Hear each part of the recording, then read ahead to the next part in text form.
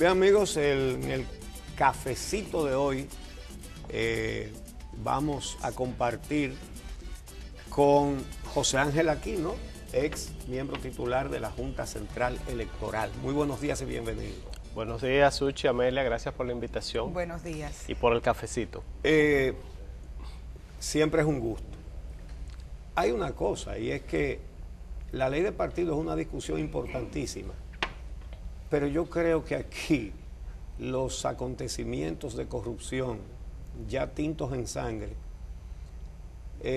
aquí no deberíamos hablar ni de pacto fiscal, ni eléctrico, ni nada. Aquí lo que hay es que recomponer la sociedad. Pero bueno, la ley de partidos es importantísima. Y ahora hay una discusión que si la primaria es abierta, que si la primaria es cerrada, y no parece estarse hablando mucho del financiamiento. Quisiéramos primero una panorámica de tu opinión sobre la discusión de la ley electoral.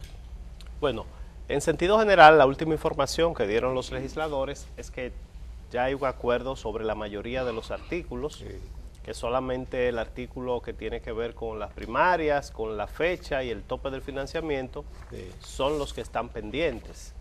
Digamos que hay, por así decirlo, avances en el tema de la paridad, se aprobaría la paridad de género para el ámbito municipal, y en el caso del ámbito congresual se dejaría un 40%.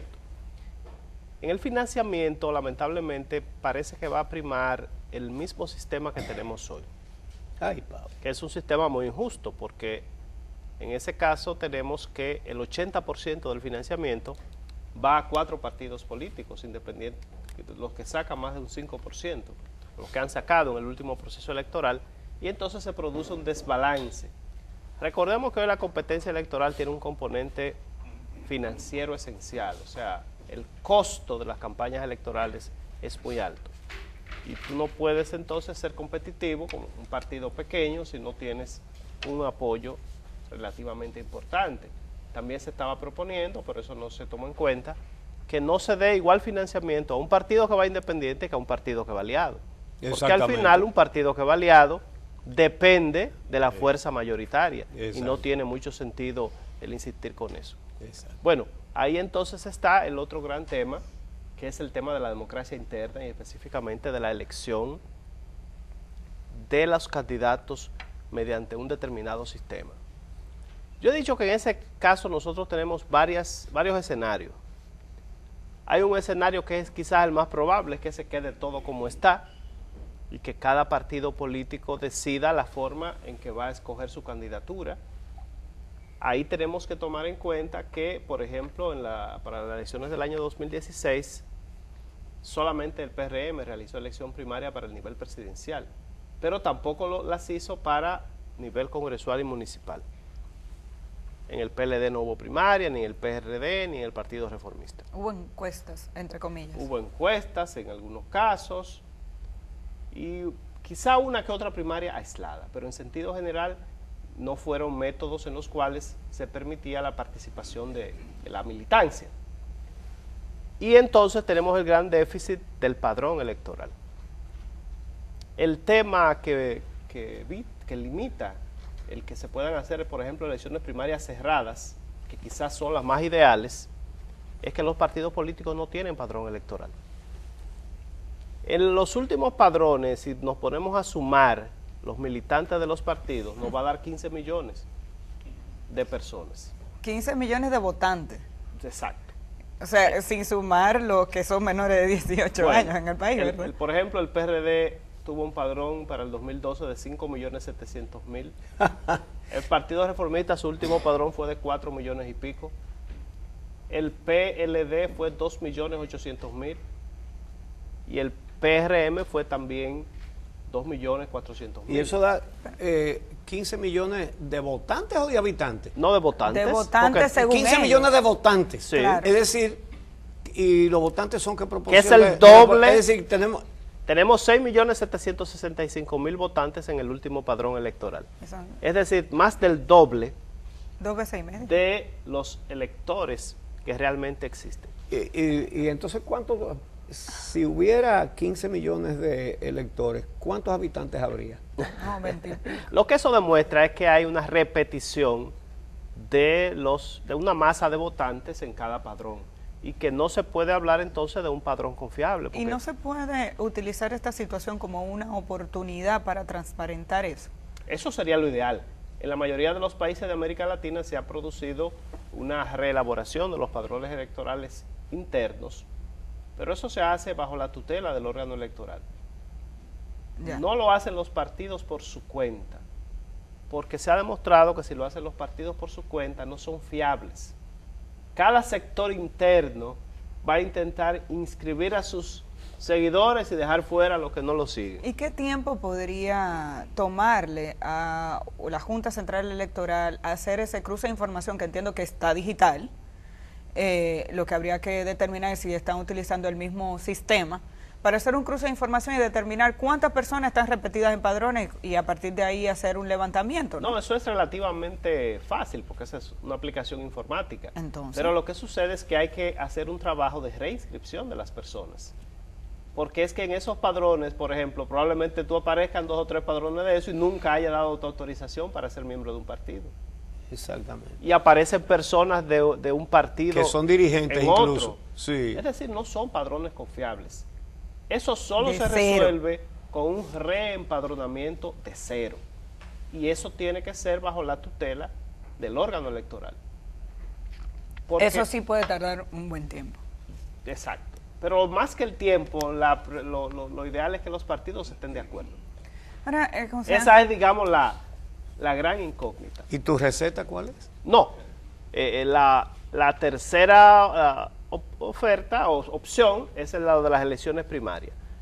Porque la elección abierta, porque Sí. ya el padrón electoral de la Junta está elaborado, no hay que trabajar en el padrón electoral y entonces eso permite por lo menos que el padrón sea seguro. Claro, eso tiene también otros inconvenientes. En primer lugar, el mercado electoral es más alto, más grande y entonces eso fomenta el clientelismo, ¿verdad? Pero tiene sus pros y sus contras. De todas maneras, Hablemos de los pros y los contras de la abierta y simultánea, que parece que tienen... Hay varios sectores que están a favor de eso y otros que se Sí. han cerrado. por ejemplo, una elección primaria abierta en la que participa la población escogiendo desde el principio los candidatos, por ejemplo, al Congreso, haría innecesario el voto preferencial. ¿Por qué? Porque el voto preferencial se utiliza para limitar el control de las cúpulas partidarias, para garantizar la participación de la ciudadanía en la elección de los candidatos, y si eso se produce en primera instancia, pues ya no es necesario. Entonces esa es, digamos, una ventaja. Una desventaja, como decía, es que tendría un público mayor al cual tendrían los partidos políticos que tratar de conquistar, y eso sin ninguna duda puede eventualmente incrementar el costo de la campaña e incrementar el tema del clientelismo. O sea, estaríamos repitiendo casi unas elecciones que sabemos que es generales. estructural. Exactamente, en gran medida podría ser así. Desde luego, en las elecciones primarias, históricamente en América Latina, aunque sean abiertas, no participa la misma cantidad de personas, participan menos. Pero recuerden que nosotros tenemos siempre un entusiasmo especial con los procesos electorales y probablemente nuestro índice de participación, en dado caso de que sea así, sea mayor. Hay países como Argentina, que tienen las PASO, que son primarias abiertas, simultáneas, obligatorias, que digamos a ellos les ha ido bien porque ellos tenían 250 partidos políticos en Argentina. Y con las PASO lograron eliminar a 150, porque pusieron como requisito, Pero entonces le quedan 100. le quedan 100, pero bueno, Pero- de 250 a 100. Sí.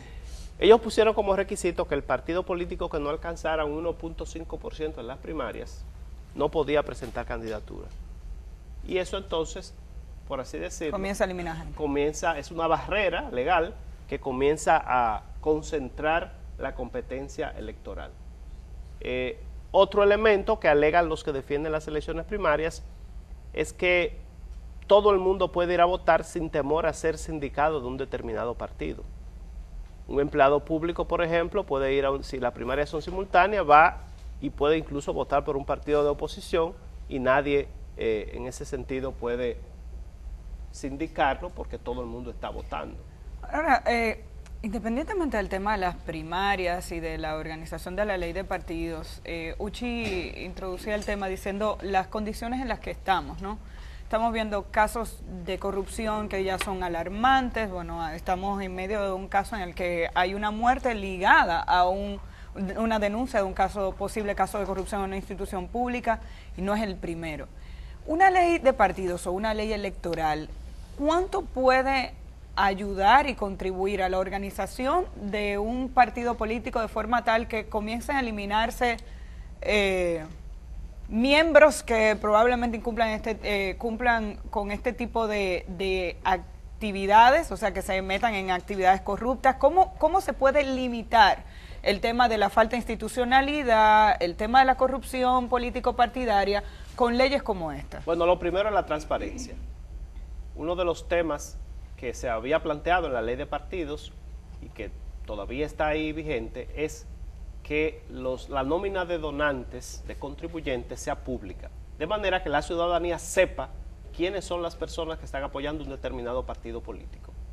Y digamos que eso es ya un comienzo.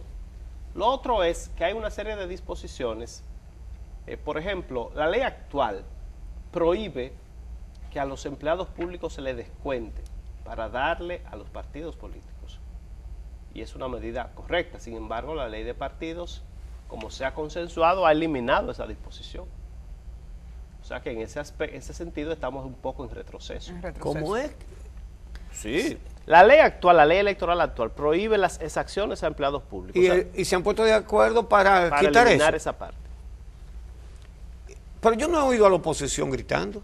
Bueno, lo que pasa, Uchi, es que ese tipo de medidas no solamente se toman a veces a nivel del gobierno central, sino a nivel de ayuntamientos. Entonces tenemos el problema de que con ese tipo de prácticas irregulares, todos son iguales. A veces sectores de gobierno y de oposición se ponen de acuerdo.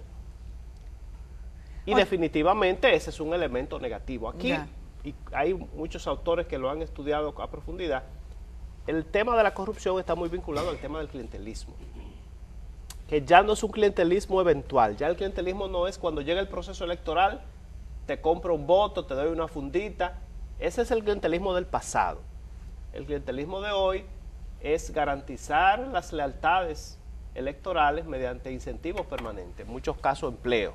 Y entonces por eso es que vemos que muchas de estas instituciones están totalmente desorbitadas las nóminas públicas, porque parte de garantizar las lealtades de esos seguidores implica conseguir una sinecura, un trabajo fácil y bien pagado. Entonces, ya no solo una botella, sino semibotella. Exacto. Entonces, el tema, sin ninguna duda, de la corrupción está muy vinculado al clientelismo. Y digamos, una ley de partidos que ponga su acento en controlar este tipo de elementos, y sobre todo la ley electoral con el tema del financiamiento de las campañas. Porque ahí es que está la clave. Si nosotros logramos que baje el costo de la campaña, si logramos, por ejemplo, que haya control de acceso a los medios de comunicación, que haya un equilibrio informativo, que los partidos no puedan contratar publicidad por su cuenta, que lo tengan que hacer a través del órgano electoral de manera equilibrada. Pero sabemos, y bueno, ustedes hicieron muchos análisis de estos temas en los procesos electorales, la desproporción que hay entre los diferentes candidatos. Aquí no hacemos nada con aprobar una ley de partido si esa ley no pone límites a tiempo, a dinero y a espacio. Es decir, la duración de la campaña, número uno. Número dos, la inversión en la campaña. Y número tres, los espacios, tanto espacios públicos como espacios en los medios de comunicación. Mientras eso no se regule, la práctica política va a ser una fuente permanente de corrupción, lamentablemente. Porque al final los partidos políticos quieren sobrevivir y quieren ganar a toda costa, porque la lucha política es una lucha cruenta. Y entonces muchos no dudan en incurrir en esas prácticas con el propósito de obtener un triunfo electoral. Bueno, muchísimas gracias, José Ángel Aquino, ex miembro titular de la Junta Central Electoral, y además un estudioso de estos temas. Estaremos pendientes porque ahora la discusión se aplaza, el tema de la ley de partidos, si han entrado en el de la ley electoral. Vamos a ver qué ocurre con la decisión que está pendiente del Partido Se dejó de la sobre la mesa la ley de partidos hasta que haya una opinión del PLD que comité está pendiente. político. del Sí, PLD. sí. Es decir que, en otras palabras, el PLD decidirá cómo será esa ley. Bueno, habría que ver, pero bueno, vamos a esperar a ver lo que pasa con esto y obviamente esperamos tenerlo por aquí nuevamente.